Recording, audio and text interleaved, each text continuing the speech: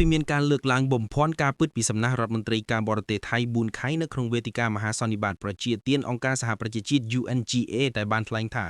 យើងដឹងថាណានាជាជនរងគ្រោះពិតប្រាកដគឺទាហានថៃដែលបានបាត់បង់ជើងដោយសារមីនគឺក្មេងៗដែលសាលារៀនរបស់ពួកគេត្រូវបានបំផ្លាញដោយកាំភ្លើងធំនិងជនស៊ីវិលស្លូតត្រង់ដែលត្រូវបានវាយប្រហារដោយក្របប្រទេសកម្ពុជាពេលនេះក្រសួងមហាផ្ទៃកម្ពុជាបានចេញមុខចោទសួរខ្លីៗចំវិញទៅកាន់ភាគីថៃនៅសំណួរចំនួន9ចំណុចដើម្បីទាមទាររកយុត្តិធម៌និងបកអាក្រាតការពិតពីដើមហេតុនៃចំនួនព្រំដែនសំណួរ9ចំណុចពីក្រសួងមហាផ្ទៃកម្ពុជាមានដូចជានរណាលួចបើកការបានប្រហែលបណ្ដាលឲ្យកងទ័ពខ្មែរមួយរូបផូលីនៅតំបន់មុំបីនរណាបិទព្រំដែនទីឯកតោភាគីនរណាយកបន្លាលួចទៅរាយផតប្រាសាទតាមិនធំនរណាបើកការវាយប្រហារលើកងទ័ពខ្មែររហូតបង្កើតការប្រយុទ្ធ5យប់5ថ្ងៃនរណារំលោភសន្ធិសញ្ញាបារាំងស៊ីមនិង MOU ឆ្នាំ2000នរណារារែងមិនចង់ទទួលប្រទេសទី3ចូលដោះស្រាយបញ្ហា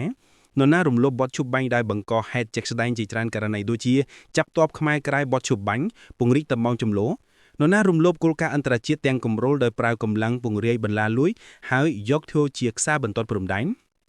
បើថៃពិតជាត្រឹមត្រូវបើថៃពិតជាជនរងគ្រោះហេតុអ្វីថៃខ្លាចកិច្ចអន្តរាគមន៍ពីសហគមន៍អន្តរជាតិបើត្រឹមត្រូវតាំងពីដើមមករឿងអ្វីថៃត្រូវខ្លាចតុលាការអន្តរជាតិការអាងរួចរដ្ឋមន្ត្រីថៃនៅ UNGA គឺជាការព្យាយាមបង្វែរស្ថានភាពពីញាក់បង្កហេតុទៅជាជនរងគ្រោះតាមរយៈសំណួរទាំង9ចំណុចនេះវាបានបង្ហាញយ៉ាងច្បាស់ថាមិនមែនតែខ្មែរនិងប្រទេសក្បែរថៃទេគឺមួយពិភពលោកស្គាល់ក្រយៅថៃឡើងជ្រេងទៅហើយ